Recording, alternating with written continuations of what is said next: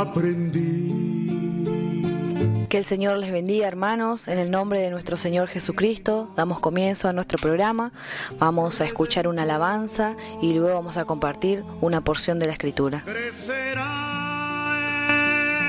en mi interior si descanso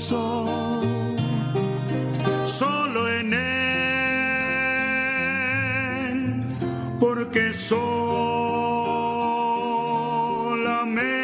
en Cristo comunión tendré con Dios.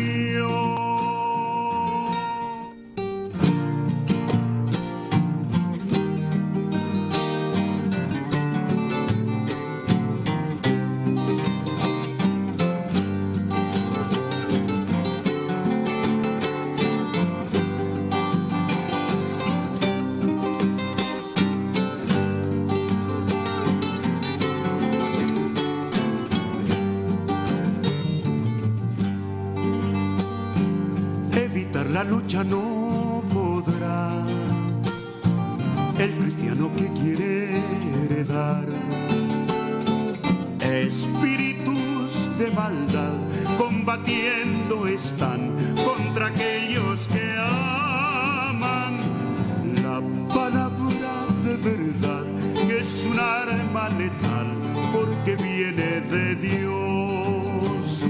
Solamente se puede ganar la pelea contra el ofensor con la armadura de Dios. Infalible es la fe, no conoce derrotas. La victoria personal, paradigma será en la nueva creación. La palabra y la oración, invictas armas de Dios, las usan santos de hoy como lo hicieron ya vencedores de ayer.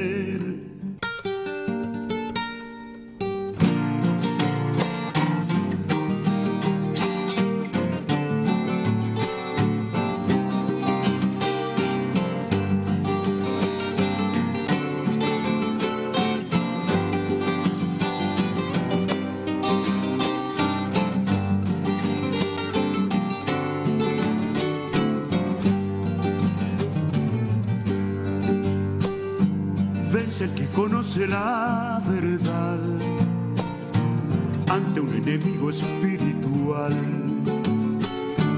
con la armadura de Dios cuyo eje es la fe, imposible es perder. Sobre la ayuda de Dios solo resta esperar cómo y cuándo lo hará. Solo vencerá el corredor aplicando siempre la verdad, según las armas de Dios, ejerciendo la fe, sin lidiar carnalmente.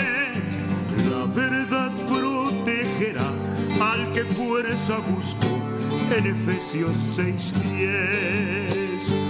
En todo tiempo y manera es importante luchar según las armas de Dios, las que usaron también vencedores de ayer.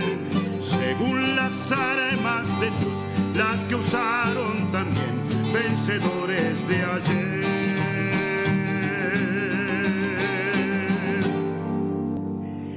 Vamos a abrir nuestras Biblias en el Evangelio de Mateo. Estamos viendo el lugar del apóstol Pablo en esta dispensación. El apóstol Pablo es el mensajero especial. Su llamado ya fue especial porque él fue un perseguidor. No tuvo comparación en el llamado que tuvo Pedro, Tomás y los demás discípulos del reino. Ellos eran gente del burgo, gente común nada más, pecadores, pero no tan pecador como el apóstol Pablo. Este fue el principal pecador. Él se vio a sí mismo a través de los ojos de Dios en su religiosidad y en su celo religioso, él dijo: yo soy el más pecador de todos, el más pequeño. Y Dios llama a para predicar un mensaje especial, en un tiempo especial, para un pueblo especial. Y lo llama en un tiempo donde anteriormente, hace unos poquitos años atrás, el Señor Jesús había, como hemos dicho, llamado también a unos pescadores. Pero vamos a ver y vamos a comparar por qué estos dos llamados parece que están muy cerquita el uno del otro. Porque vemos el plan y propósito de Dios. En el Evangelio de Mateo, capítulo 4, vamos a leer en el verso 23.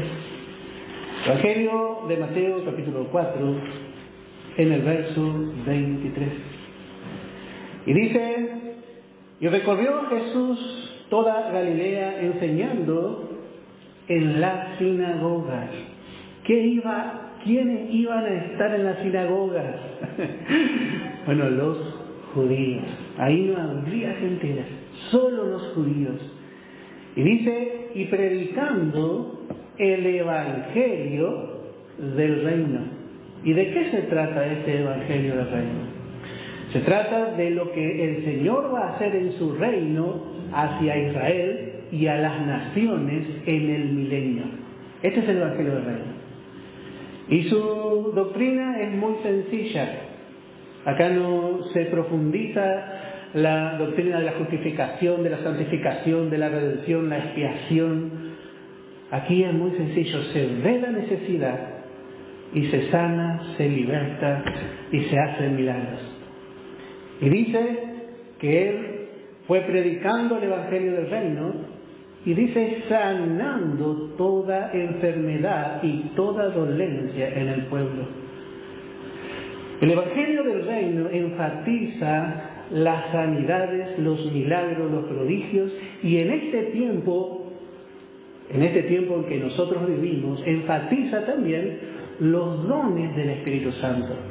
Nuestros hermanos que predican el evangelio del reino, ellos tienen todos los dones, pero el hecho de manifestar los dones no quiere decir que sean completamente crecidos o hayan llegado a la madurez espiritual, que es lo que vamos a ver que trae el apóstol Pablo. El hecho de que nosotros manifestemos los dones en el cuerpo, eso no quiere decir que hayamos alcanzado madurez. Y esto vamos a ver. Por eso vemos que el Señor Jesús, mientras estuvo en su ministerio, Él enseñó a sus discípulos, pero no enseñaba en gran forma, en profundidad a la multitud, porque era el evangelio del reino. Y si usted se pone a comparar en este tiempo, los hermanos que en este tiempo basan su ministerio y predicación justamente en las palabras de Jesús, también ocurre igual. No es profunda su predicación. Falta algo.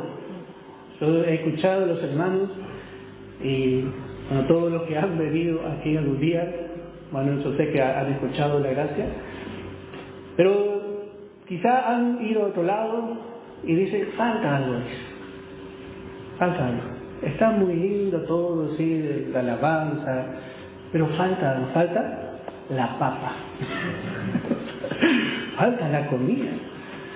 Y hasta que nosotros llegamos a entender y hacer esa diferencia, muchas veces nosotros tenemos un pie en cada lado. Y le escuchamos un poquito a Anacondia, esos son de mi tiempo, ¿verdad? O le escuchamos a muchos hermanos que tienen una luz limitada. Y siempre, por supuesto, el enemigo quiere poner en nuestra mente que lo que tenemos es inferior. Pero hermano, cuando el creyente se establece en la gracia, ya sabe que el evangelio de la gracia es el evangelio completo. Y esto, hermano, por supuesto, trae comezón de oír, hermano.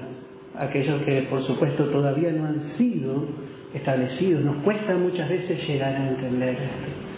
Pero si entendemos, hermano. Y dice en el verso 24: y se difundió su fama por toda Siria.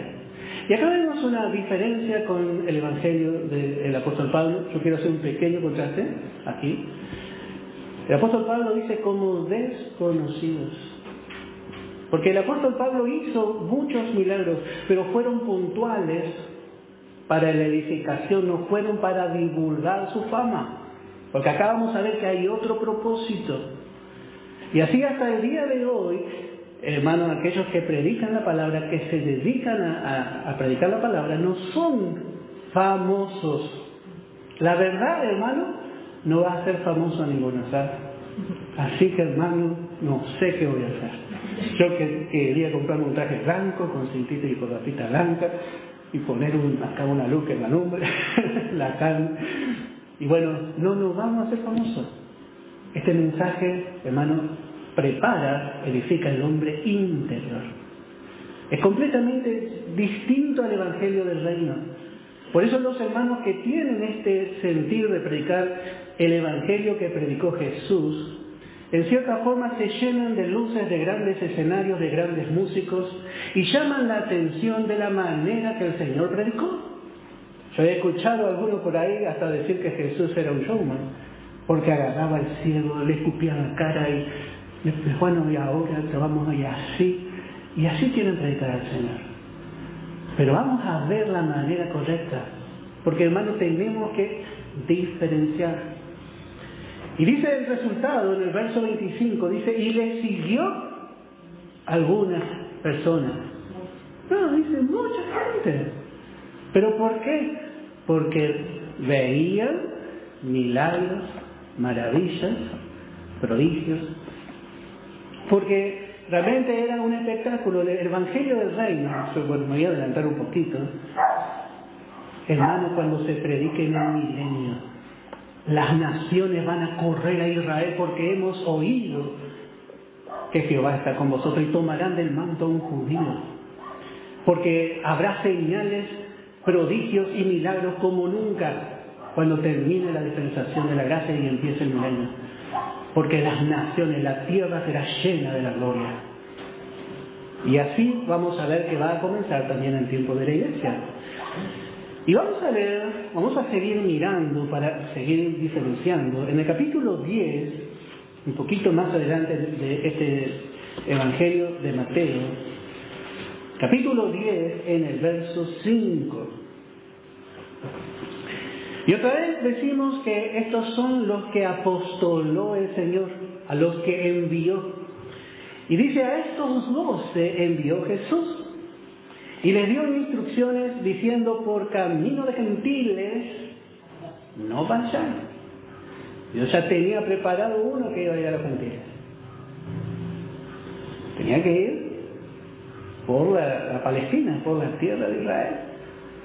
Y dice, por camino de gentiles no vayáis, y en ciudades samaritanos no entréis, sino ir antes a las ovejas perdidas de la casa de Israel, y yendo predicar diciendo, y note que aquí cambia, y dice, el reino de los cielos se ha acercado. Y acá es donde muchos se confunden.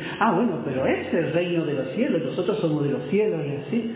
Acá lo que se está refiriendo es que el rey estaba entre ellos. ¿Y de dónde vino este rey? De los cielos. El rey estaba entre ellos, aquel que era la simiente de David, que iba a gobernar en la tierra, que iba a poner a Israel como cabeza de naciones. Bueno, estaba entre ellos. El rey estaba entre ellos, se acercó. Y ellos tendrían que haberle recibido a su rey. Y volvemos a decir, muy sencillo el Evangelio del Reino. Dice en el verso 8, sanad enfermos, limpiad leprosos. Bueno, ya aquí hay una diferencia con la ley, otro tiempo. La ley, el reino, la gracia. La ley decía expulsar a los leprosos. Solamente encontramos en el tiempo de Eliseo que vino Naamán y fue limpiado. Porque había profeta en Israel y Eliseo representa el nuevo pacto, el ministerio de la gracia.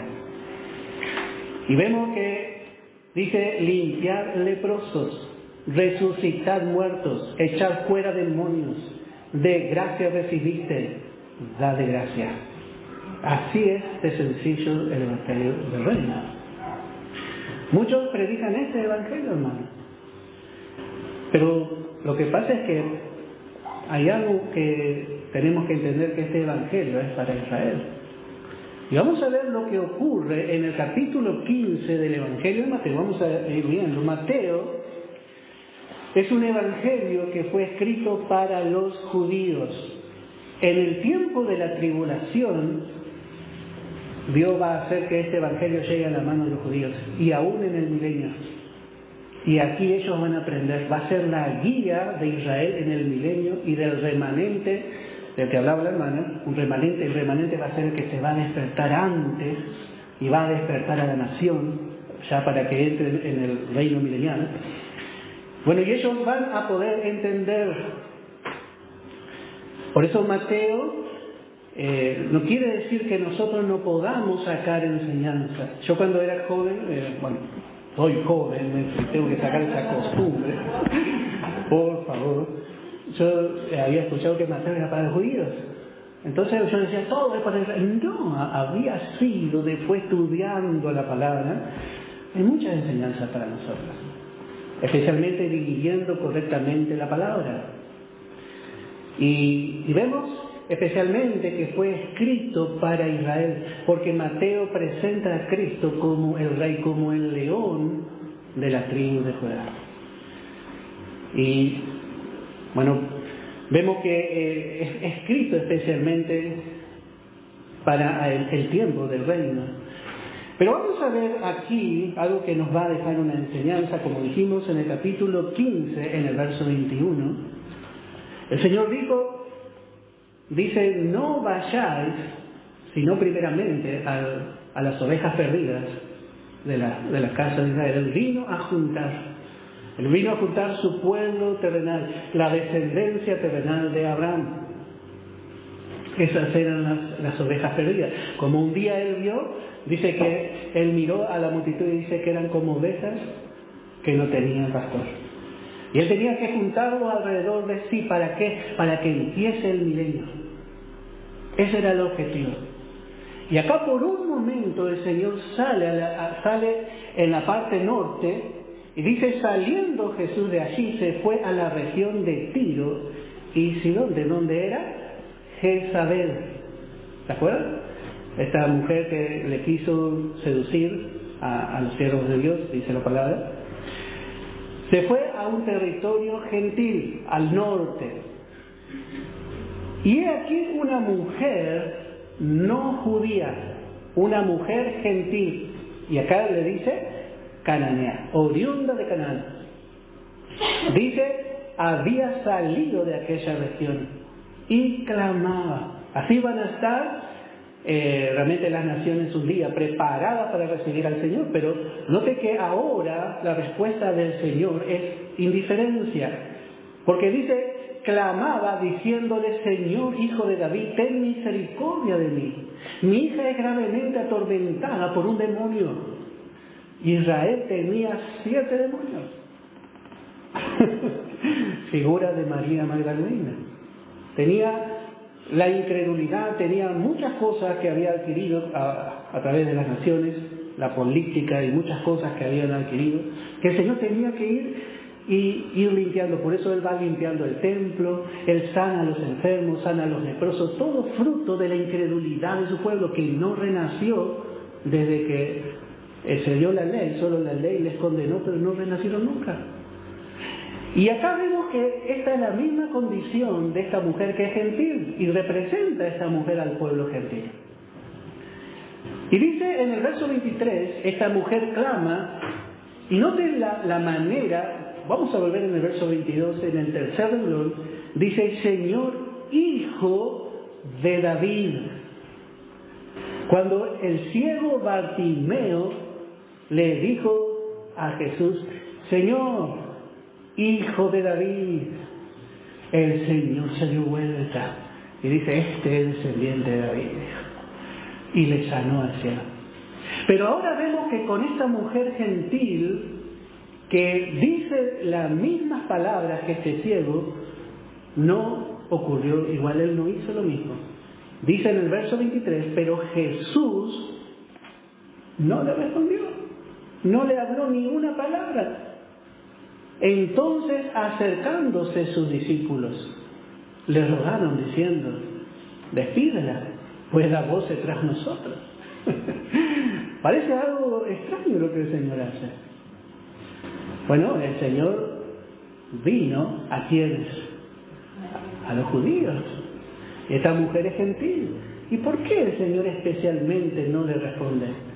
Porque está diciendo, está reclamando bajo el heredero del trono, como si estuviese bajo el trono de David esta mujer, y no era perteneciente. Está pidiendo bajo un derecho judío. Cuando dice hijo de David, no tendría que haber dicho esa palabra, porque eso fue justamente lo que el Señor tenía que diferenciar. Entonces, cuando los discípulos le dicen, escúchame, Señor, fíjate qué va a hacer, decirle que no va a hacer nada y despedir la voz. Ninguno de los discípulos se animaba a decirle, anda nomás, porque veían la necesidad de esta mujer. Y vemos que él respondió diciendo, ¿a quién les dice eso? Le dice a la mujer y le dice a ellos. Y dice, no soy enviado. El Señor no fue enviado, sino a las ovejas perdidas de la casa de Israel. Como diciendo esta mujer, me tenés que atender a mí, porque yo tengo necesidad y vos sos el hijo de David. Bueno, pero hay una cosa, Pablo nos enseña que éramos sin Dios y sin esperanza. No teníamos esperanza, ¿por qué? Porque no teníamos promesa.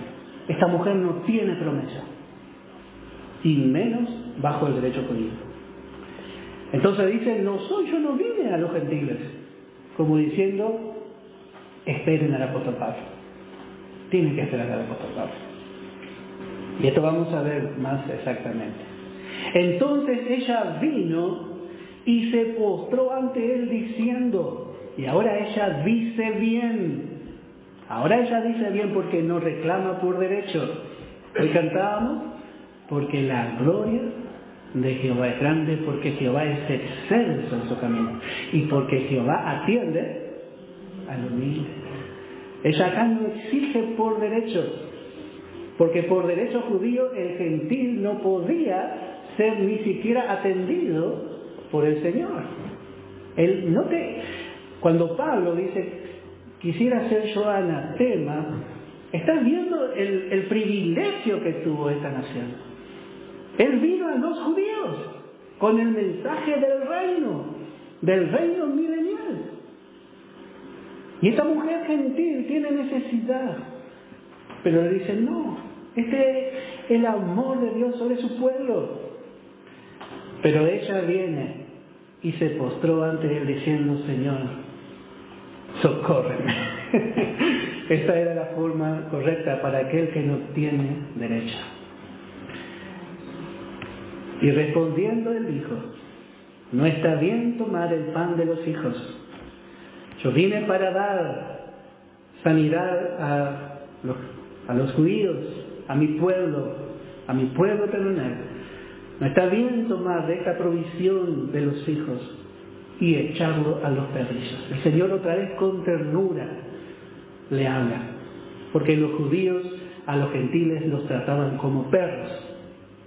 Pero el Señor utiliza esta frase tan tierna y dice, perrillos, para que se dé cuenta su posición. Y ella automáticamente cree. Y dice, y ella dijo, sí, Señor. ¡Qué impresionante! Esto es fe. Ella accedió a la manera del Señor.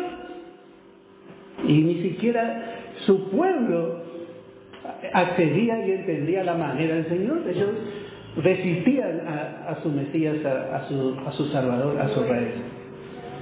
Y dice, no está bien tomar el pan de los hijos y echarlo a los perrillos. Y ella dijo, sí, Señor. Pero aún los perrillos, dice, comen de las migajas que caen de la mesa de sus amos. Oh, hermano, esto fue algo que tocó el corazón del Señor. Cómo le busca la vuelta, me hace acordar a Abraham cuando intercedía por Lot y le buscaba la vuelta. Che, pero si hay 50, dice, porque quería demasiado que su Dios bendiga. Entonces respondiendo Jesús dijo: oh mujer, grande es tu fe, hágase contigo como quieres. Y su hija fue sanada desde aquella hora. Pero tuvo que pedir por gracia. Por gracia. Ella tuvo que decir: sí, Señor, la verdad, yo no tengo derecho. Pero tú eres tan bueno y misericordioso que a pesar de que yo no merezco, por pura gracia, yo sé que yo he oído de ti, yo conozco que tú haces misericordia. Y así vemos hoy a la iglesia, hermano, predicando este evangelio. Y cuando encontramos, vamos a ver en el libro de los Hechos, capítulo 1, en el verso 7, cuando encontramos que empieza la edad de la iglesia. Acá esto tenemos que aprender bien. Estos son puntos básicos, hermano, que si estamos bien fundamentados, nosotros vamos a poder explicar a otros y explicarnos a nosotros mismos primeramente, ¿no? Pero esto nos va a dar mucha claridad, porque por lo general he escuchado también decir que la iglesia de Cristo va a salir de todas las iglesias. Vamos a ver, vamos a comparar con lo que dice la palabra. Y dice en el capítulo 1 del libro de los Hechos, en el verso 6, entonces los que se habían reunido le preguntaron diciendo: Señor, ¿restaurarás el reino a Israel en este tiempo? Note que el interés de los discípulos, ¿no?, era por el reino. Ellos no sabían nada de qué, de la iglesia. Jesús le había mencionado la iglesia y le había dicho que sobre esta roca, sobre él mismo edificaré mi iglesia, y las puertas del Hades, o sea, ninguno que pertenezca a la iglesia va a ser captado, va a atravesar las puertas del Hades, no va a prevalecer, porque pertenece a la inmensidad de Dios. Así está el creyente perdido en Cristo y en Dios, y el diablo no le puede encontrar. Entonces viene las puertas del Hades y dice: me quiero llevar un creyente, pero el problema es que se tiene que llevar a Cristo también. Las puertas del Hades no prevalecerán contra la iglesia. Usted es iglesia, este no es la iglesia, este es un salón. Nosotros somos la iglesia, las piedras vivas, y Satanás jamás nos puede trasladar del reino de la luz al reino de las tinieblas. Porque el Señor nos ha trasladado del reino de las tinieblas al reino de la luz admirable. Y es un traslado sin retorno. Porque, vuelvo a decir, las puertas del Hades, del infierno, no pueden hacernos entrar. Estamos muy llenos del Señor. Y el Señor llena nuestra vida. Y dice: ¿restaurará el reino a Israel en este tiempo? Una sola vez mencionó Jesús la palabra iglesia, pero no le llamó la atención a los discípulos. Porque la iglesia, este misterio escondido en Cristo y en Dios, va a ser revelado a Pablo. Y el Señor lo menciona nomás para que nosotros luego podamos ir a Mateo y cotejar nomás para nosotros. Pero no era para los judíos tampoco. Y por eso decimos que nosotros del Evangelio de Mateo vamos a seguir sacando enseñanza. Entonces les dijo: no os toca a vosotros saber los tiempos o las razones que el Padre puso en su sola potestad. Pero acá hay algo interesante, dice: pero recibiréis poder cuando haya venido sobre vosotros el Espíritu Santo, y me seréis testigos en Jerusalén, en toda Judea, en Samaria y hasta lo último de la tierra. Acá el Señor le está diciendo: ustedes van a tener un ministerio mundial.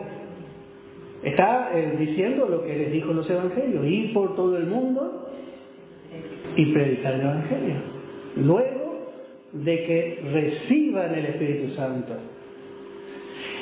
Bueno, hasta aquí el Señor resucitó. Y vamos a ver que desde que el Señor resucitó, los primeros 7 años del libro de los Hechos, fueron figura del reino milenial. Por eso vemos también que se cumplieron muchas cosas acá en los primeros capítulos de los Hechos. Y una de las cosas que vemos es que en el capítulo 2 vemos la venida, el título de nuestra Biblia por lo menos dice la venida del Espíritu Santo. Y así también vamos a ver en Isaías capítulo 44, el Señor sigue tratando un tiempo más con Israel, porque le está dando oportunidad.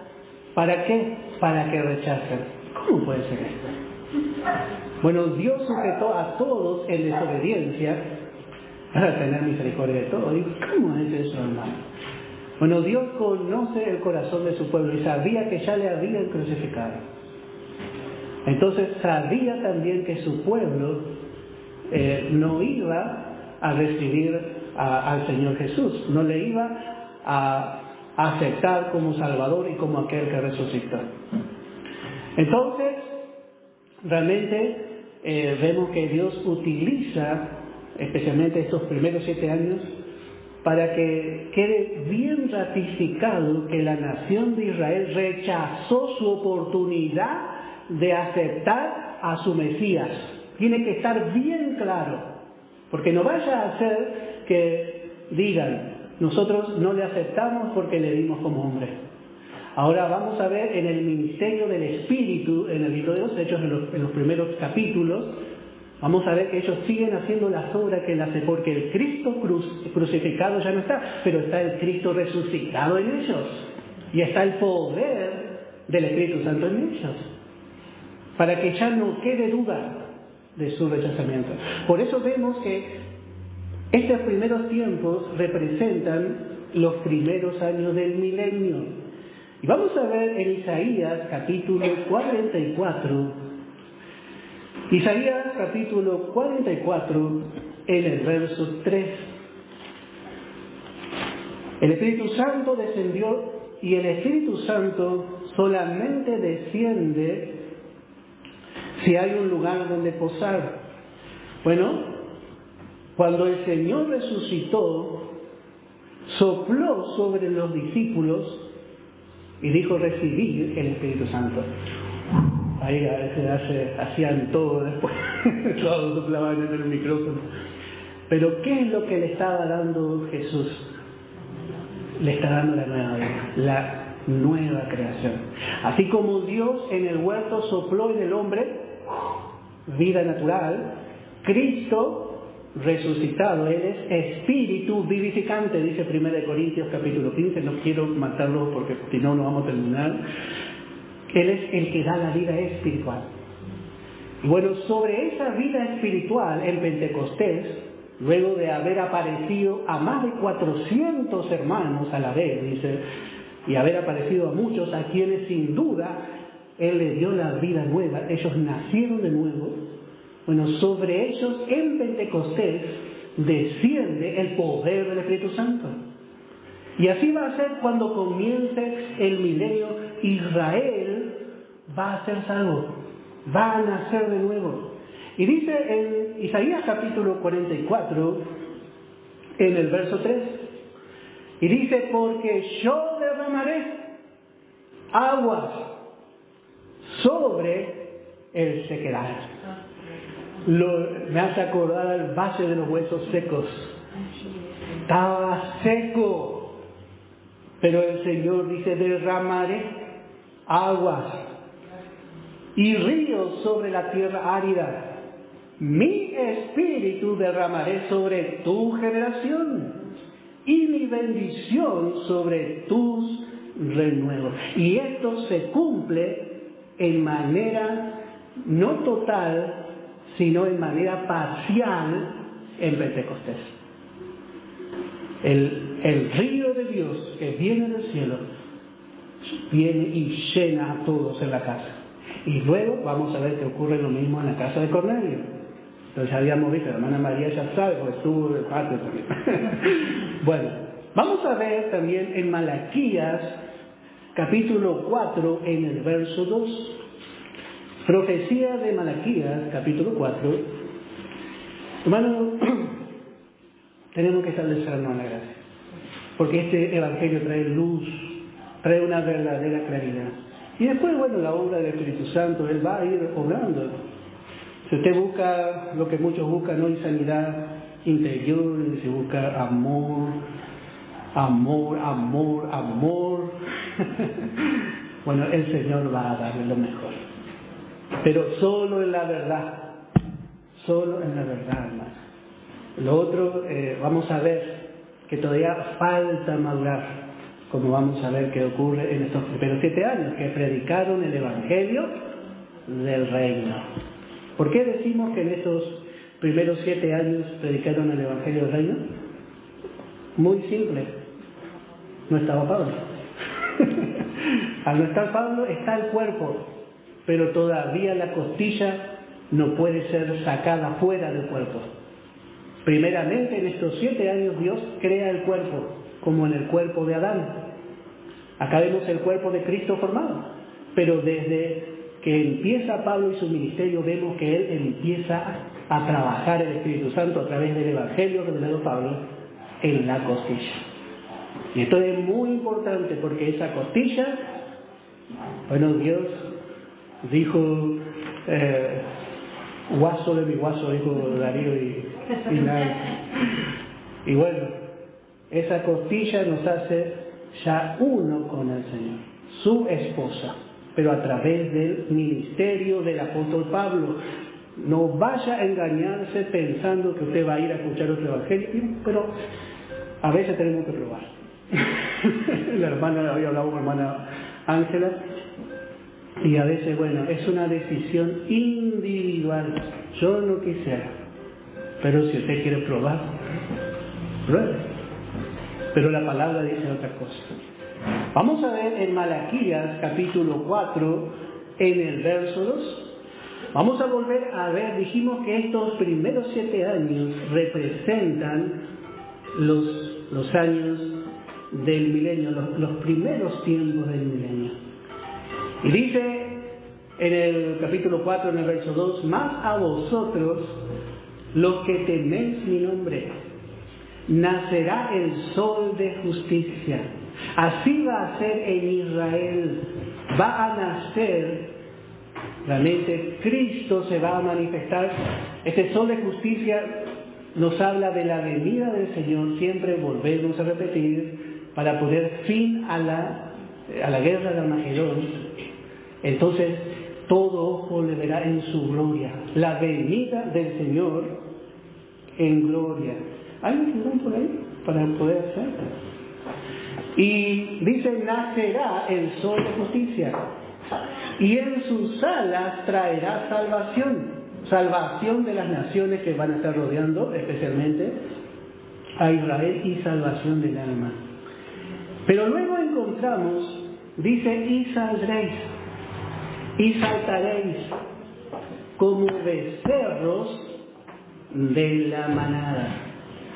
El becerro luego de estar encerrado en el corral y le dan esa libertad, empieza a salir, salta con fuerza porque siente esa libertad. Y esto nos muestra, es una figura de cómo ellos van a saltar, se van a gozar en la presencia de Dios cuando sean llenados del Espíritu Santo.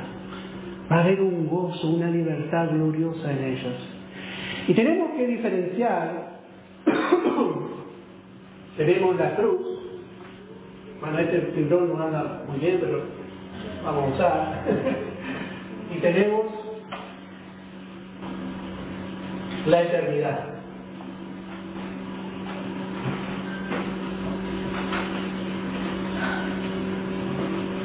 Y acá tenemos, hermano, la gracia, esta dispensación en la que estamos nosotros. Acá. La gracia. 2000 años. Desde la cruz, aproximadamente, hasta que la esposa sea levantada. Esta venida del Señor va a ser en secreto.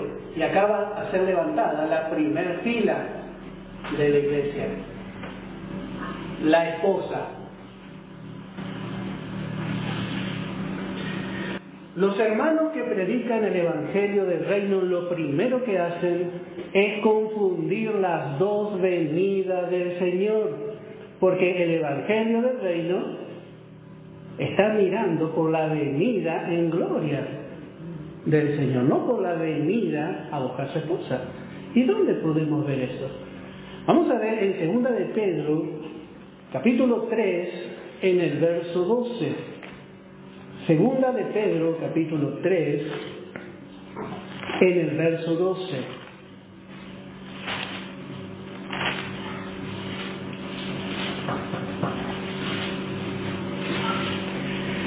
Pedro habla de la esperanza y acá vamos a ver que Pedro habla como él es un apóstol del reino.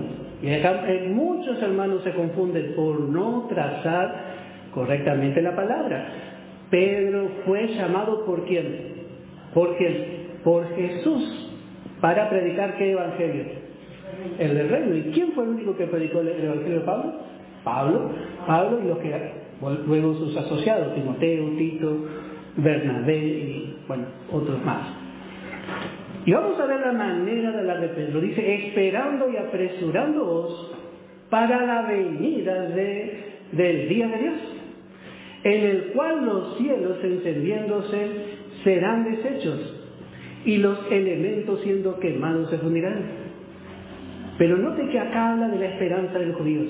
Pero nosotros esperamos, según sus promesas, cielos nuevos y tierra nueva, en los cuales mora la justicia.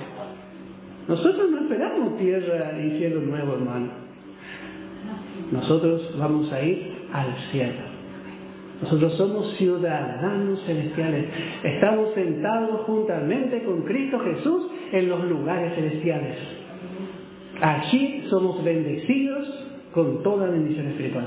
Pero Pedro habla como judío, porque él predica el Evangelio del reino. Y le cuesta entender a Pedro el Evangelio de Pablo.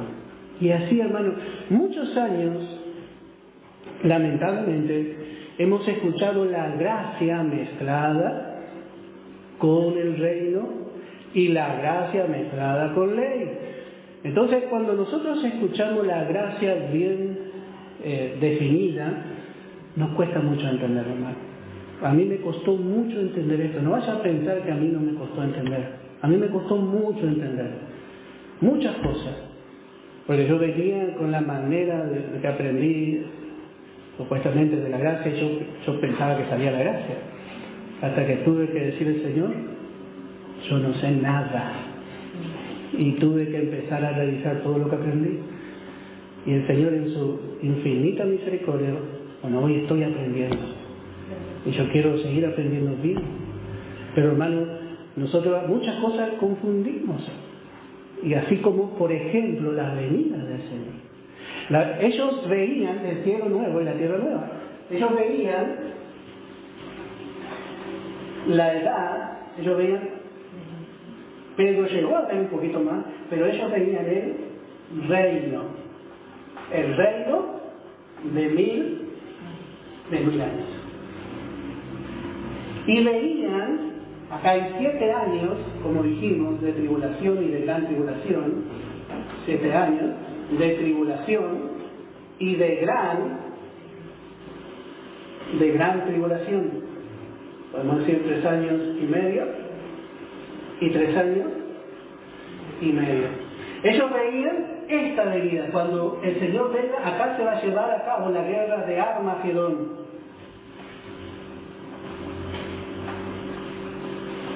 Y van a venir las naciones y van a rodear a Israel. Entonces va a venir el Señor y va con el espíritu de su boca va a vencer el ejército del anticristo, y ahí Él se va a revelar en gloria. Todo ojo le verá. Acá, no acá cuando sale la primer parte de la iglesia, sino acá. Pero si nosotros predicamos el Evangelio del Reino, solamente nosotros sabemos de la venida en gloria.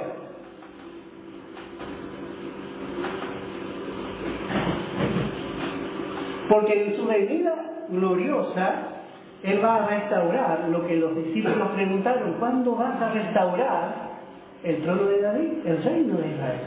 Bueno, acá en su venida en gloria, cuando termine la tribulación y la gran tribulación. Por eso es que los hermanos, al no predicar y no enfatizar el ministerio de Pablo, yo vuelvo a decir, hermano, hubo un tiempo donde atacaban a Pablo. Nos boicoteábamos nosotros mismos, hermano, porque decíamos mucho Pablo y poco amor. Pero hermano, tenemos que predicar a Pablo, y el amor se manifiesta a través del crecimiento. Porque no podemos predicar otro mensaje que el Evangelio del apóstol Pablo. Entonces, hermanos, necesitamos, si queremos dividir bien y diferenciar bien, poder diferenciar la ley, el reino y la gracia, necesitamos ser establecidos en la verdad. Note un detalle vemos acá, hermano. Ahora en los primeros, no sé si me pasamos, 44, tenemos 5 minutos más, vamos a seguir un poquito más. En los primeros 7 años de la iglesia, vamos a ir al libro de los Hechos, hasta el capítulo 9 de los Hechos, nosotros encontramos que se predicó el Evangelio del Reino. Y vamos a ver que en el capítulo 9 aparece la conversión de Saulo. Y vemos que Hechos empieza priorizando primeramente el ministerio de Pedro, de Juan y de algunos diáconos que vemos que salen. Pero vemos que luego, desde el capítulo 12 en adelante, especialmente, pero ya vemos en el capítulo 9 que empieza a primar el ministerio del apóstol Pablo. Porque allí se completa la palabra de Dios. Allí se completa el propósito de Dios. El Evangelio del apóstol Pablo lo que va a traer es la necesidad del crecimiento en los santos. O sea, nos va a mostrar que Cristo está en nosotros y que Cristo debe crecer. Esto es lo primero que nos muestra el apóstol Pablo. Y nosotros, entendiendo esto, vamos a dar prioridad no al servicio, sino que vamos a dar prioridad a conocer al Señor. Porque el alimento del creyente no es el servicio, no es la alabanza. ¿Qué es?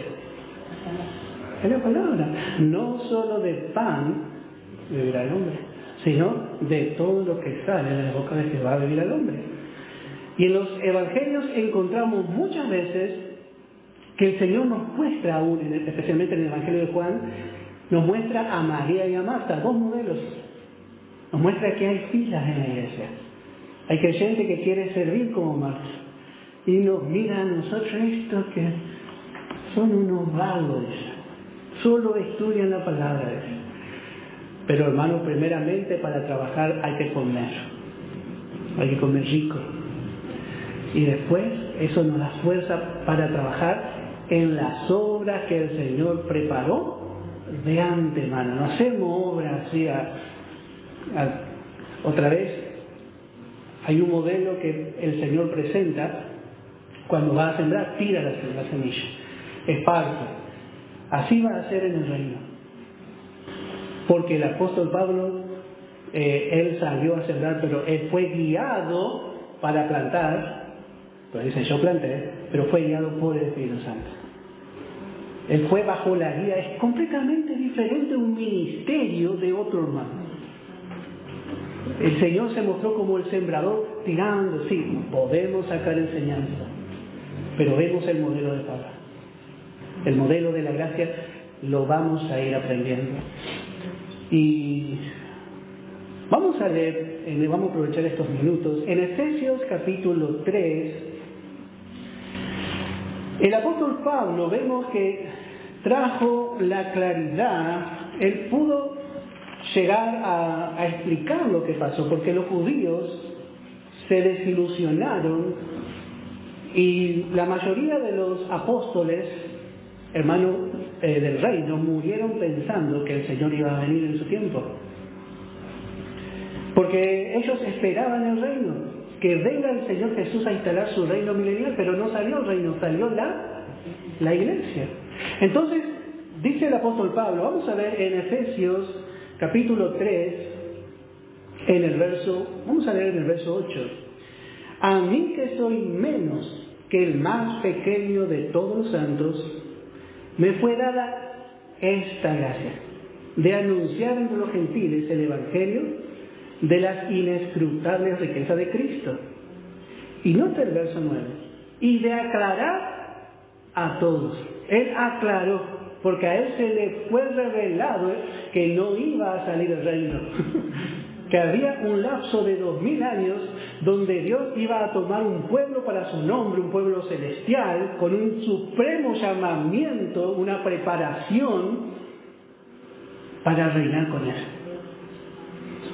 Entonces dice, él vino y aclaró a todos cuál sea la dispensación del misterio escondido desde los siglos en Dios, que creó todas las cosas. El misterio escondido era la formación de la iglesia gentil y judía, un solo cuerpo, un solo nuevo hombre, de aquellos que reciben a Jesús en esta dispensación de 2000 años. Y note que acá se responde la pregunta de los judíos, la pregunta de los discípulos del Señor. ¿Señor restaurará? Bueno, acá Pablo responde esa pregunta. Yo estoy aclarando. Primero hay un misterio que ninguno de los profetas del Antiguo Testamento vio. Ninguno, ni Isaías, ni Daniel, ni Ezequiel, ni Jeremías, ninguno de los profetas vio la iglesia. Aunque en muchos casos hablaron de la iglesia, pero no se les dio a conocer la iglesia.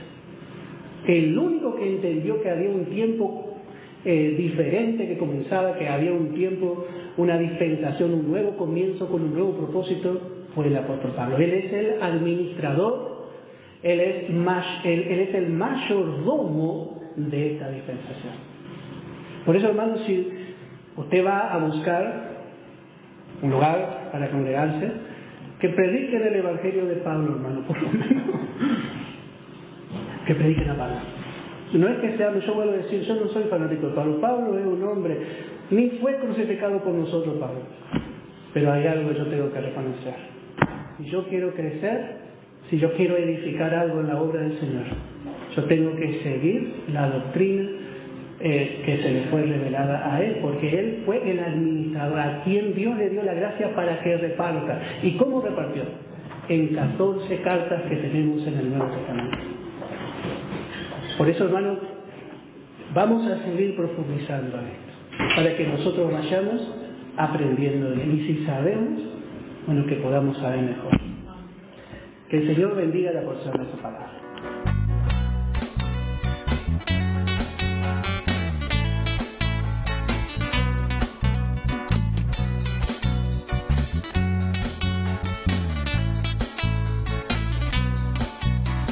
Creí estar solo en mi dolor. No vi que muy cerca estabas tú. Perdón, Cristo amado, por no recordar que tú prometiste mi carga llevar. Como ser que no percibí tu presencia allí, levantándome. Me diste fuerzas, Señor, para ponerme de pie. Me pusiste en el camino para ir a casa otra vez.